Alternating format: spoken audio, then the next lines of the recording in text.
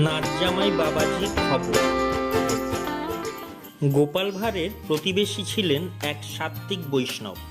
ওই সাত্ত্বিক বৃদ্ধ বৈষ্ণবের বাড়িতে মাছ মাংস ঢুকত না। ছোঁয়াছুঁয়ির ব্যাপারটা বেশ ভালো মতোই ছিল। ওই বৃদ্ধ বৈষ্ণব কিছুদিন আগে মহেশগঞ্জের আরেক বৈষ্ণব পরিবারে তার নাতনির বিয়ে দিয়েছিলেন।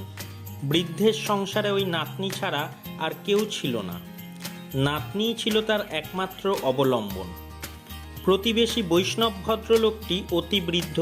তার পক্ষে মহেশগঞ্জে গিয়ে নাতনি আর নাতজামাইয়ের খোঁজখবর নেওয়া সম্ভব হতো না, কারণ ওই বয়সে 10 ক্রোশ দূরে হেঁটে যাওয়া তার পক্ষে সম্ভব ছিল না।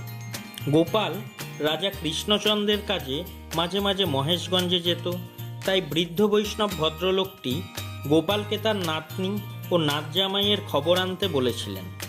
গোপাল মহেশগঞ্জ থেকে ফিরেছে শুনে সেই বৃদ্ধ ভদ্রলোক গোপালের মুখ থেকে নাতজামাইয়ের সংবাদ শুনতে পাবেন বলে গোপালের সঙ্গে দেখা করতে হন্তদন্ত হয়ে ছুটে এলেন। বাবা গোপাল, তুমি আমার নাতজামাইয়ের সঙ্গে দেখা করেছিলে তো? হ্যাঁ, আপনি এত করে বললেন, না দেখা করে কি আসতে পারি? তোমার যত্ন আত্তি করেছে তো? তা করবে বই কি, কত বড় বৈষ্ণব বংশ ওদের, যাকে বলে একেবারে খাঁটি বৈষ্ণব। তা আমার নাতজামাইকে তোমার কেমন লাগলো বাবাজি? খুব ভালো, নাতজামাই হিসেবে উপযুক্ত বটে, তবে মাঝে মাঝে একটু ইয়েটিয়ে খায়। ইয়েটিয়ে খায় মানে? না তেমন কিছু নয়, এই মাঝে মাঝে একটু পেঁয়াজ রসুন খায়। আমার নাতজামাই পেঁয়াজ রসুন খায় মানে? এসব তুমি কি বলছো গোপাল? না না, অত উত্তেজিত হবেন না, তেমন গুরুতর কিছু নয়। রোজই কি আর পেঁয়াজ রসুন খায়? এই যেদিন একটু মাংস টাংস খায় সেদিনই একটু আধটু পেঁয়াজ রসুন খায়, এই আর কি।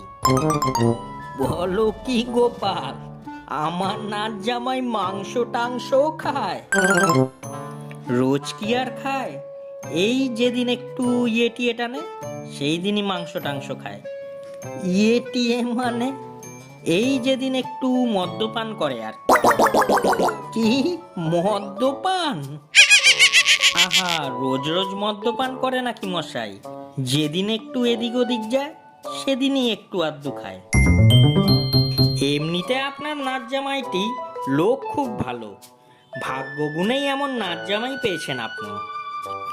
গোপালের মুখে নাতজামাইয়ের সংবাদ শুনে প্রতিবেশী বৃদ্ধটি তখন চোখ কপালে তুলে ফেলেছেন।